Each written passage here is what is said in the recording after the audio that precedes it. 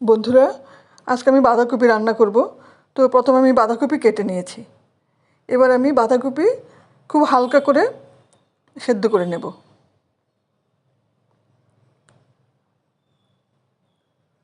একটু ঢাকা দিয়ে দিলাম, তাড়াতাড়ি হয়ে যাবে। হয়ে গেছে।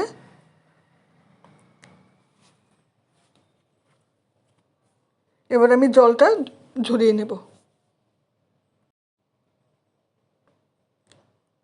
জলটা ঝরিয়ে নিলাম।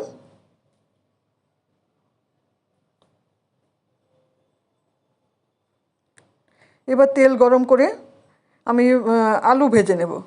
আমি আলু আগেই কেটে রেখেছিলাম বাঁধাকপির জন্য। একটু ভালো করে লাল লাল করে ভেজে নেব।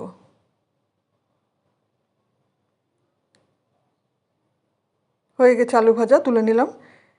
এবার ফোড়নে দিয়ে দেব তেজপাতা, শুকনো লঙ্কা আর পাঁচফোড়ন।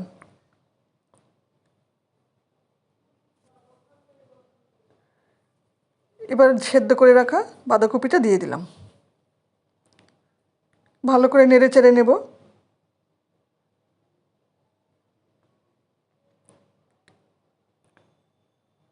দিয়ে দেব পরিমাণ মতো নুন আর হলুদ গুঁড়ো।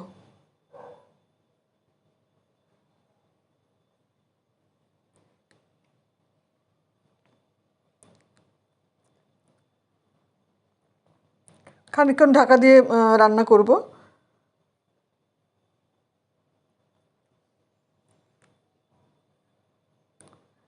এবার দিয়ে দেব একটু জিরে গুঁড়ো আর একটু আদা বাটা। খুব ভালো করে মিশিয়ে নেব।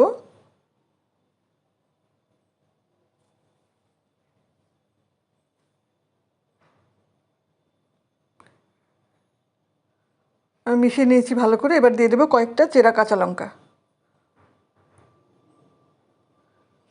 আর ভেজে রাখা আলু। ভালো করে নেড়ে চেড়ে আমি আবার খানিকক্ষণ ঢাকা দিয়ে রান্না করব, তাহলে আলুগুলো ভালো সেদ্ধ হয়ে যাবে।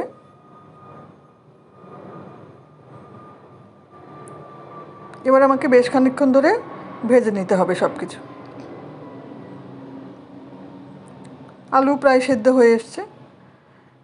আমি এবার অনেকক্ষণ ধরে ভেজে নেব। কিছুটা চিনি দিয়ে দিলাম স্বাদের জন্য।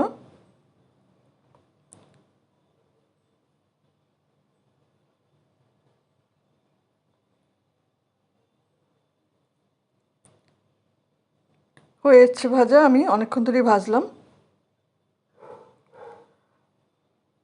আমি দিয়ে দিব পরিমাণ মতো গরম মশলা গুঁড়ো।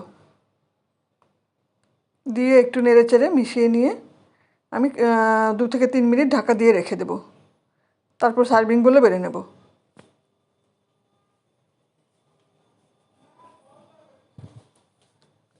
রেডি হয়ে গেল বাঁধাকপি